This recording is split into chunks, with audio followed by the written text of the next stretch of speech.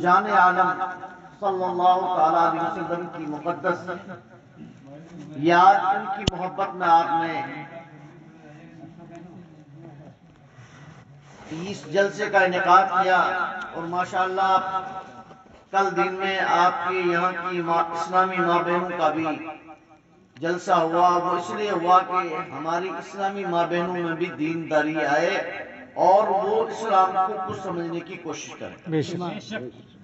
ماشاءاللہ مجھے امید ہے کہ ہماری اسلامی ماں بہنوں میں بھی ضرور انقلاب آئے گا۔ ہمارے شہران آباد میں ہم جس مدرسے میں رہتے ہیں، ہمارے پاس میں 650 بچے پڑھتے ہیں، اس میں تقریباً 350 بچیاں پڑھتی ہیں جو عالمہ حافظہ عالمہ قاریہ بنتی ہیں۔ تو ماشاءاللہ وہ بچیاں دین کی تعلیم سے جب روشناس ہوں گی تو انشاءاللہ تعالی گھر میں ایک نورانی انقلاب آئے گا۔ آج آپ کے مدرسے کا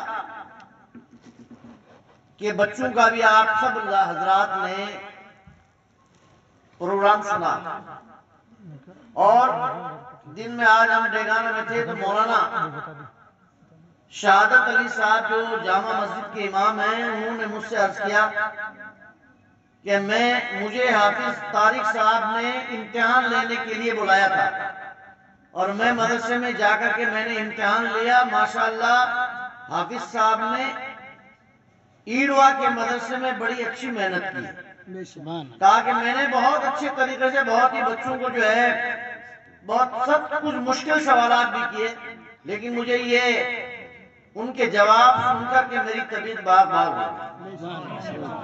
بچے آپ کے کامیاب ہو رہے ہیں، اور خوشی مولانا شہادت صاحب کو اور مولانا رفیق صاحب کو اور ہمارے مولانا صاحب کو ہو رہی ہے۔ تو میں آپ سب حضرات کو دل کی گہرائی کے ساتھ میں مبارکباد پیش کرتا ہوں، اور ماشاءاللہ ابھی بچوں کو تو انعام آپ لوگ دے ہی رہے تھے، بہت دیا ہوگا، لیکن آپ نے بچوں کو جس استاد نے بولنا سکھایا، اسٹیج پر بولنا کوئی معمولی بات نہیں ہے، اور وہ بچہ نہیں بولتا ہے بلکہ بچے کی شکل میں استاد بولتا ہے۔ تو آج ہمارے استاد گرامی وقار محسن راجستھان حضرت علامہ الشاہ مفتی محمد اشفاق حسین صاحب قبلہ علیہ رحمہ، حضرت کی ایک بہت بڑی شاندار عادت تھی۔ ماشاءاللہ اس عادت کو آج میں نے اس اسٹیج پر محسوس کیا۔ حضرت مفتی صاحب قبلہ جب کسی استاذ کی اچھی محنت دیکھتے تو ان کو اپنی دعاؤں سے بھی نوازتے، اور کمیٹی کے لوگوں سے اور گاؤں کے لوگوں سے بستی کے لوگوں سے یہ فرماتے کہ ان بچوں کو تو آپ نے انعام دے دیا ہے، لیکن بچوں کو جس نے اسٹیج پر بولنے کا طریقہ اور سلیقہ جو دیا ہے اور سکھایا ہے، ان کو آپ نے کیا انعام دیا؟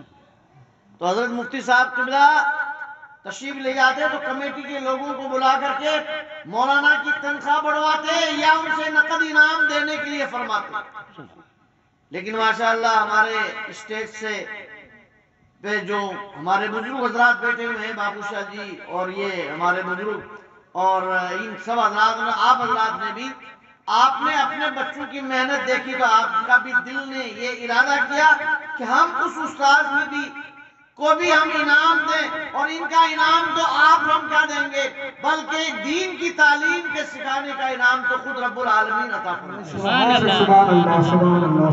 لیکن آپ نے انعام دیا تو آپ کے بچوں کو پڑھانے والے استاذ کا بھی حوصلہ بڑھا، اور انشاءاللہ تعالی بھی اچھی محنت کریں گے۔ ماشاءاللہ ابھی آج ہمارے سیراؤ شریف ایک ہمارا جماعت اہل سنت کا بہت بڑا ادارہ ہے، دارالمنوار مصطفیٰ، جس کے اجلاس میں بھی 2-3 مرتبہ حاضر ہوا ہوں، جو بالکل بارڈر کے اوپر ہے۔ ماشاءاللہ ہمارے عزیز مولانا صاحب قبلہ جو ہے اس ادارے کے فارغ ہیں، اور تھوڑی دیر ابھی ہماری ان کی ملاقات ہوئی تو ماشاءاللہ ہم نے یہ محسوس کیا کہ ایک عالمانہ اور ایک قائدانہ اور ایک اچھی سوچ کی ایک عالم کی پہچان ہے، وہ ہم نے ہمارے مولانا محترم کے اندر ہم نے پائی۔ ماشاءاللہ ہم امید کرتے ہیں کہ اس ایڑوا کی سرزمین پر چھوٹا موٹا جو ابھی تھوڑی دوریاں ہیں، انشاءاللہ تعالی رب سے دعا کرو کہ حضور کے جشن عید میلاد النبی صلی اللہ علیہ وسلم کے صدقے طفیل میں آپ سب جو ہے شیر و شکر کی طرح ہو۔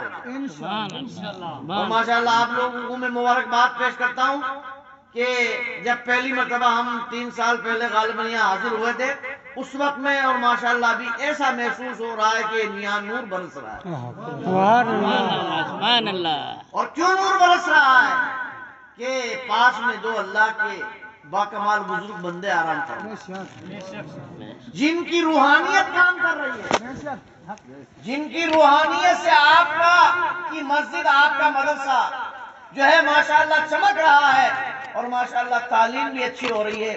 8 بچوں میں آپ کے، ابھی ہمارے یوسف بھائی ٹھیکیدار بتا رہے تھے مجھ سے کہ ہمارے گاؤں میں، ہمارے برادری میں کوئی قرآن شریف پڑھنے والا نہیں تھا۔ آج ہمیں اس بات کی خوشی ہے کہ اس مدرسہ کے ہونے کے بعد میں آج ہماری برادری کے ہمارے بچوں نے قرآن شریف، 8 بچوں نے قرآن شریف ختم کر لیا ہے یا قرآن شریف پڑھ رہے ہیں، اور وہ اردو بھی پڑھ رہے ہیں، وہ لکھنا بھی ان کو آ رہا ہے، اور ماشاءاللہ یہ تو اس لسٹ سے جو ہے بالکل ہمیں پتا چل گیا۔ اس لیے میں ان بچوں کا نام لینا چاہتا ہوں۔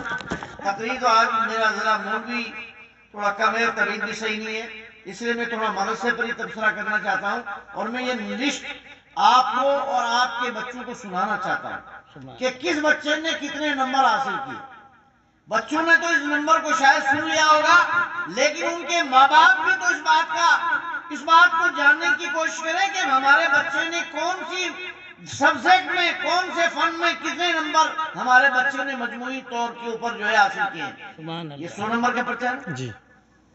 سب سے پہلے تمنا بانو بنت بدر الدین شاہ، یہ بچی قرآن مجید کا پارہ 8واں پڑھ رہی ہے، اور تعمیر ادب 5 حصے یہ بچی پڑھ چکی ہے، نماز، کلمہ، دعائے قنوت کے اور نماز کے فرائض اور شرائط اور وضو کے بیان بھی اس بچی نے پڑھ لیا۔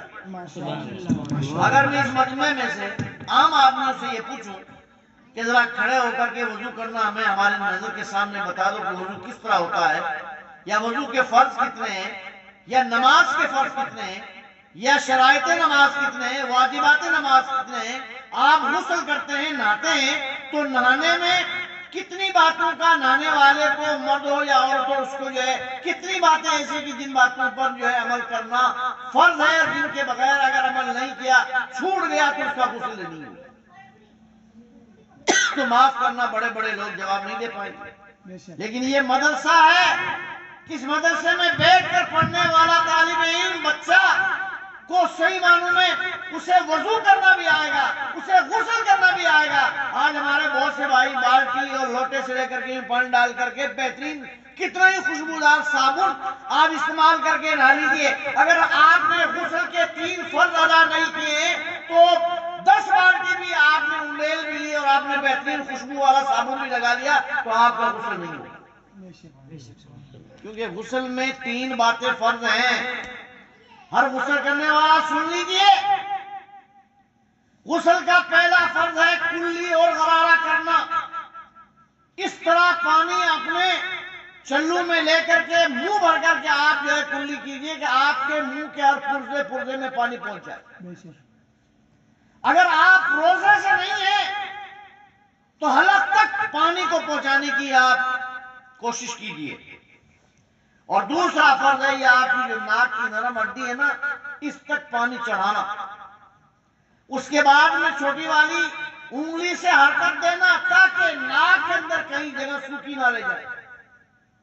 یہ غسل کا دوسرا فرض ہے۔ اور غسل کا تیسرا فرض یہ ہے کہ پورے بدن کو نہایتی اچھی طرح سے، اطمینان سے، تسلی سے پورے بدن کو پانی سے تر کرنا۔ جسم میں کتنی ایسی جگہ ہیں اگر آپ نے خیال نہیں رکھا تو وہ جگہ سوکھی رہ جائے گی۔ آپ کی بغل ہے، آپ کی بیٹھنے کی جگہ ہے، اور آپ کا یہ اندر کے جو کان کا حصے ہیں یا یہ پیچھے کا کان کا جو حصہ ہے، اگر ان تک ذمہ داری سے اچھی طرح سے پانی نہیں پہنچے گا اور آپ کے جسم میں ایک چھوٹی سی جگہ اگر سوکھی رہ گئی تو آپ کا غسل نہیں ہوگا، آپ پاک نہیں ہوں گے۔ اور جناب والا جب آپ پاک نہیں ہوئے ہیں تو آپ کی نماز بھی نہیں ہوگی، اور آپ قرآن کی تلاوت کریں گے تو وہ قرآن کی تلاوت بھی صحیح نہیں ہوگی۔ اس لیے یہ مدرسے ہیں کہ جن مدرسوں میں آپ کے بچے یہ دین سیکھتے ہیں۔ جیسا کہ میرے عزیز قاری رفیق صاحب نے فرمایا کہ آج کے اس یگ میں، اس دور میں ہم کسی دنیاوی تعلیم کے مخالف نہیں ہیں۔ ہمارا بچہ ایک جو ہے دنیاوی تعلیم بھی بڑے اچھے پیمانے پر حاصل کرے، اس کی بھی ہمیں ضرورت ہے، اور ہمارا بچہ دین کی اتنی تعلیم وہ حاصل ضرور مدرسے میں جا کر کے کر لے، اور مدرسے کی بھی ضرورت نہیں ہے۔ ماں اور باپ اگر پڑھے لکھے تو اپنے ماں باپ کے پاس بھی جو ہے بچہ پڑھ سکتا ہے، اور اتنا علم سیکھے کہ وہ مسلمان ہونے کا مطلب سمجھ جائے۔ آج ہم نماز پڑھتے نہیں اور ڈنکے کی چوٹ خواجہ کا نعرہ لگاتے ہیں، غوث اعظم کا نعرہ لگا، ہم نہیں چھوڑیں گے، ایک پکڑائی کب ہے؟ غوث اعظم کا اور خواجہ کا دامن نہیں پکڑا ہے ابھی تک۔ صرف زبان سے کہنے سے جو ہے کام چلنے والا نہیں ہے۔ میرے خواجہ نے، میرے غوث نے 40 سال تک عشاء کے وضو سے فجر کی نماز ادا فرمائی۔ یہ اللہ والے جو ہے نا آپ کے اس خانقاہ میں، اس درگاہ شریف کے آگے میں جو بزرگ سو رہے ہیں، یہ آپ کی طرح معاذ اللہ بے نمازی نہیں تھے۔ آج ان کو جو ولایت کا درجہ ملا ہوا ہے تو انہوں نے اپنی زندگی کو اپنے رب اور اپنے رب کے محبوب کی رضا کے لیے انہوں نے فنا کر دیا اپنے آپ۔ تب آج جو ہے لوگ ان کی خدمت میں آ کر کے ان کے وسیلے سے دعا مانگتے ہیں۔ اس لیے میرے بھائیو، دین کی تعلیم صرف قرآن شریف، آج بہت سے لوگوں کا مزاج کیا ہے، قرآن شریف صاحب میرے بچے نے قرآن شریف پڑھ لیا ہے۔ ارے صرف قرآن شریف پڑھنے سے کام نہیں چلنے والا ہے۔ قرآن شریف میں اللہ نے کون سی آیت کس کے تعلق سے کس طرح نازل فرمائی ہے، اور یہ آپ کب سمجھیں گے قرآن کے معنی جب آپ کو اردو زبان بھی آئے گی۔ اس لیے کم سے کم تعمیر ادب 5ویں حصے تک، اس کے بعد میں جو دینیات کی، جس میں نماز، روزے کے، حج کے، زکوٰۃ کے، اور نکاح کے، طلاق کے، اور پاکی کے، ناپاکی کے، حیض و نفاس کے جو مسائل ہیں وہ دینی کتابوں میں موجود ہیں، اور وہ دینی کتابیں ہندی میں ہیں یا اردو میں ہیں، آپ کو استاد سے سمجھنی پڑے گی۔ صرف کتاب کو پڑھنے سے کام نہیں چلتا ہے۔ اس لیے آپ حضرات اپنے بچوں کو یہی نہیں کہ صاحب اب ہمارے بچے کو تو انعام مل گیا، ہمارا بچہ تو قرآن شریف پڑھ لیا، 8 پارے پڑھ لیے، 10 پارے پڑھ لیے، نہیں، ابھی تو اس کی شروعات ہے۔ اس لیے آپ بھی اتنا خوش مت ہوئیے کہ ہمارا بچہ پڑھ چکا ہے، بلکہ بچہ پڑھا ہوا ہم تب مانتے ہیں کہ وہ دینیات کی سب باتوں کو فٹافٹ بتا دے۔ اس لیے میں مبارکباد پیش کرتا ہوں بچوں کو، ان کے بچوں کے ماں باپ کو۔ تو میں ان بچوں کے نمبر آپ کو سنا رہا ہوں، درود شریف پڑھیے ایک مرتبہ۔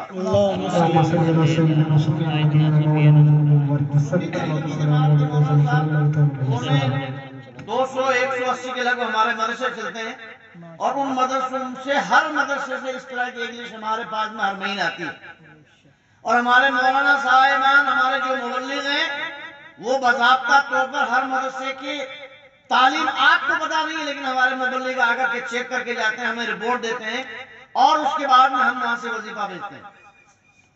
اس لیے جو چوکسی ہم رکھ رہے ہیں، ہم سے زیادہ آپ کو اپنی اولاد کی خود کو رکھنی چاہیے۔ تو تمنا بانو بنت بدرالدین شاہ نے 100 میں سے 82 نمبر حاصل کیے۔ ریشمہ بانو، ان کے 3 سبجیکٹ ہیں، عربی ہے، اردو ہے، اور دینیات ہے۔ 300 میں سے جو ہے کتنے میں 300 میں تھوڑی ہے، 100 میں سے ہیں 30 30 60 40 100 میں سے 82 نمبر جو اس تمنا بانو نے حاصل کیے۔ دوسرے نمبر پر ریشمہ بانو بنت محمد عرفان، اس بچی نے ایک سبجیکٹ میں 23، ایک میں 24، ایک میں 31، کل 78 نمبر حاصل کیے۔ یہ مشرف خان ابن محمد عرفان خان کس کا بچہ ہے؟ اس بچے نے امتحان میں بیٹھا ہی نہیں، غیر حاضر رہا۔ تو جس کا بچہ غیر حاضر ہے اس کو سوچنا چاہیے کہ آج اس بچے کو آنا چاہیے، نہیں آیا تو اس کے اندر جو ہے غلط تو کیسے لکھ سکتے ہیں۔ نمبر 3 4 پر برکت علی ابن اکبر علی، اس بچے نے 61 نمبر حاصل کیے. جاسمین بانو بنت بدرالدین شاہ نے 76 نمبر حاصل کیے. ریشمہ بانو بنت محمد سلیم نے 72 نمبر حاصل کیے.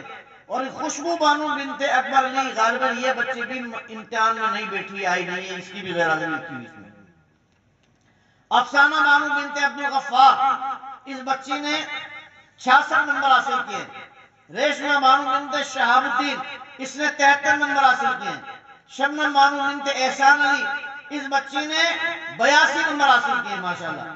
سلمان خان خورشید شاہ، اس بچے نے یسر القرآن اور تعمیر ادب اول اور دعائے قنوت وغیرہ اس بچے کو یاد ہے. اس بچے نے 83 نمبر حاصل کیے. اور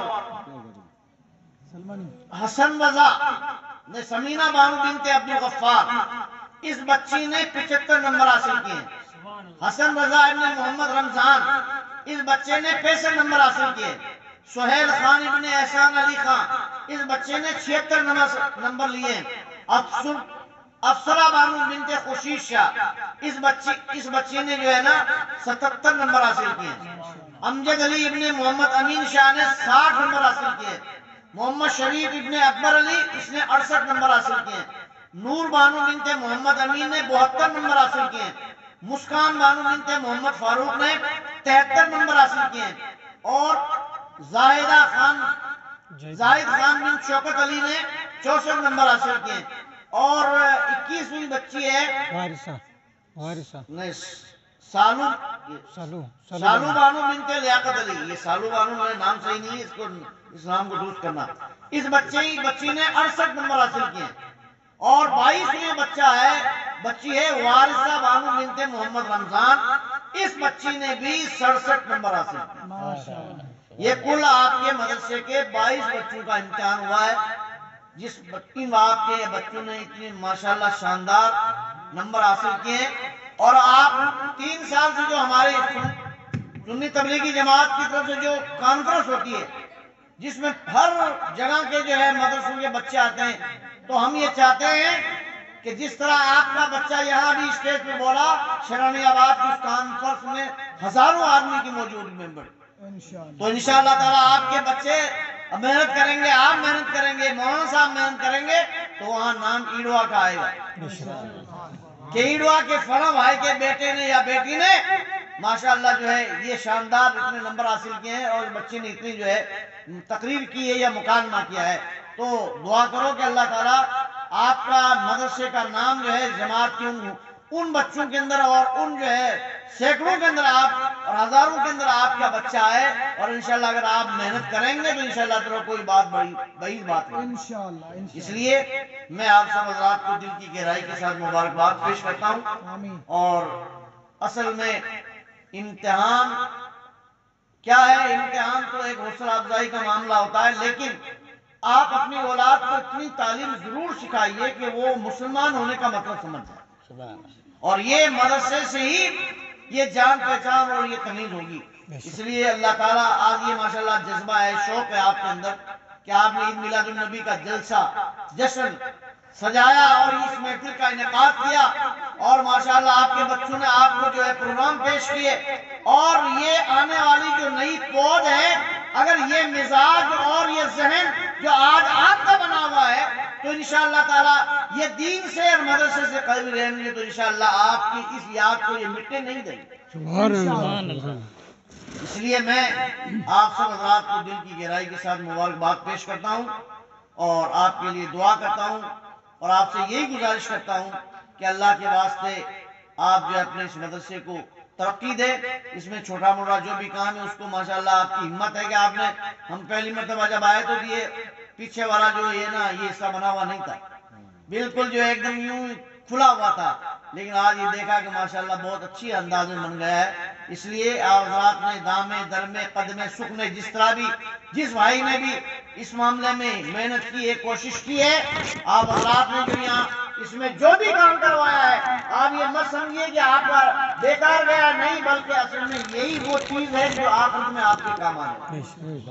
اس لیے آپ حضرات جو ہے اپنے اس مدرسے کو ترقی دیجیے، اس کو آپ جو ہے عروج عطا کیجیے، اور آپ سے یہی میری گزارش ہے کہ آپ بچوں کو پڑھانے کے معاملے میں، جیسا کہ قاری رفیع صاحب نے کہا کہ اگر بچہ آپ کا ایک دن بھی ایک بچہ ناغہ کرتا ہے نا تو وہ جو ہے اس بچے کا بڑا تعلیمی نقصان ہو جاتا ہے. اس لیے جو ہے ماشاءاللہ آپ کا مدرسہ اچھا چل رہا ہے. آپ ماں باپوں کی ذمہ داری ہے کہ آپ اپنے اس ادارے کو، اس مدرسے کو ترقی دیں، اور اللہ تبارک و تعالیٰ آپ سب حضرات کو جو ہے پروردگار عالم ترقی عطا فرمائے. میری طبیعت پورا ساتھ نہیں دے پا رہی ہے. انشاءاللہ ایک دن میں پھر کبھی حاضر ہوں گا اور انشاءاللہ تعالیٰ اس دن میں پھر میں آپ کے سامنے کچھ بیان کروں گا.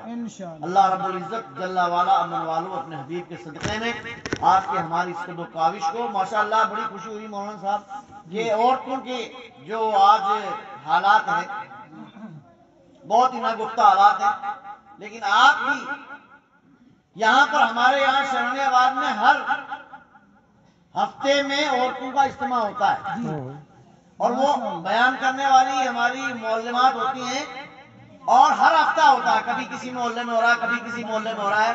اور اتنی ماشاءاللہ ہمارے یہاں کی بچیاں تیار ہو گئی ہیں کہ وہ بچیاں خود جا کر کے جو ہے پروگرام کرتی ہے. کوئی نعت شریف پڑھتی ہے، کوئی جو ہے وضو کے بارے میں، کوئی کسی موضوع پر تقریر کرتی ہے، اور اس کا انجام یہ ہوا کہ ماشاءاللہ آج جو ہے نئی والی فوج کے اندر ماشاءاللہ بڑا اچھا انقلاب آ گیا. اس لیے انشاءاللہ یہ جو عورتوں کا، خواتین کا جو اجتماع ہے یہ اگر برقرار رہے گا تو انشاءاللہ آپ کے یہاں کی بھی بچیاں اگر ایسی ہوں گی جو آپ کے آس پڑوس کی ماں بہنوں کو سنبھالیں گی.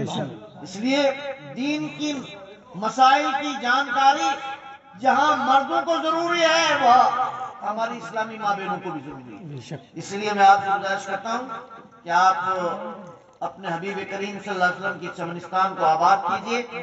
آپ نے مدرسے کو، مسجد کو آباد کریں گے تو انشاءاللہ مولا تعالیٰ خدا آپ کو آباد کرنا. اور جب اللہ تبارک و تعالیٰ کے دین کی حفاظت کے لیے آپ اٹھیں گے تو انشاءاللہ تعالیٰ آپ اپنے آپ میں اللہ کی بارگاہ میں سرخری آپ کو حاصل ہوگی.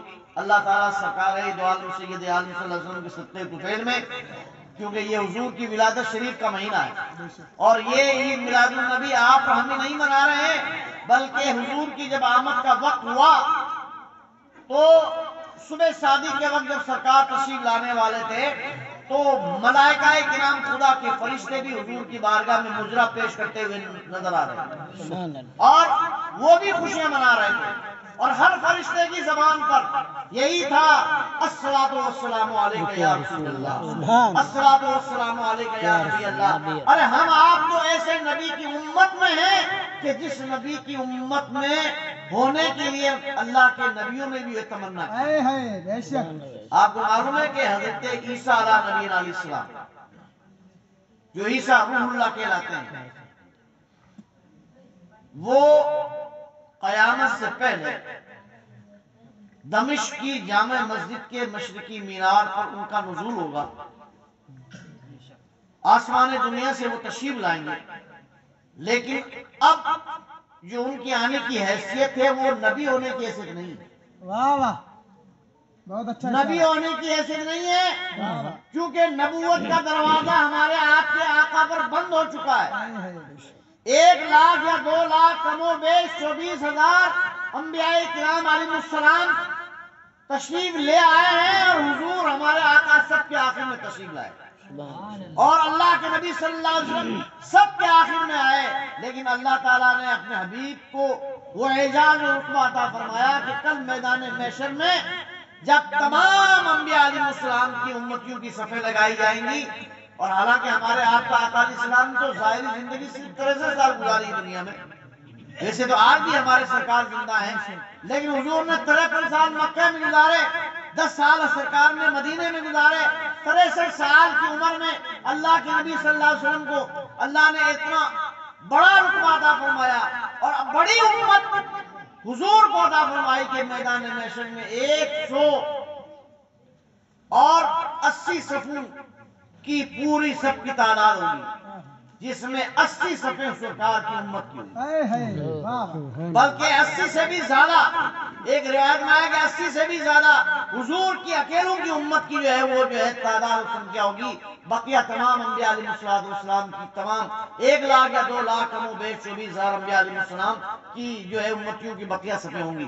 تو حضرت عیسیٰ علیہ نبی علیہ السلام نے یہ رب کی بارگاہ میں خواہش کی تھی کہ میرے پروردگار تو اس تیرے حبیب کی امت میں مجھے بھی شامل فرما دے، جو تیرے تمام جس کی وجہ سے تو نے ساری کائنات کو وجود بخشا ہے، جو تیرا آخری نبی ہے، جس پر نبوت کا دروازہ تو نے بند کر دیا ہے۔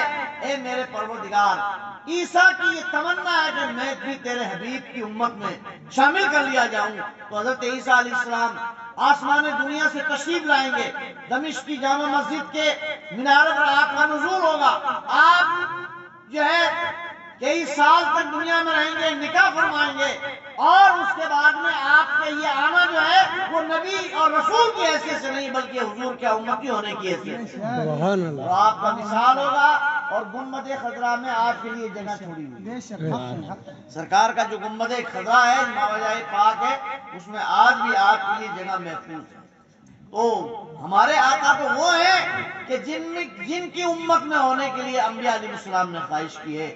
تو اے دیوانوں مچل جاؤ کہ ہم اس نبی کی امت میں ہیں کہ جس نبی کی امت کو خیر امت کا لقب عطا کیا گیا ہے۔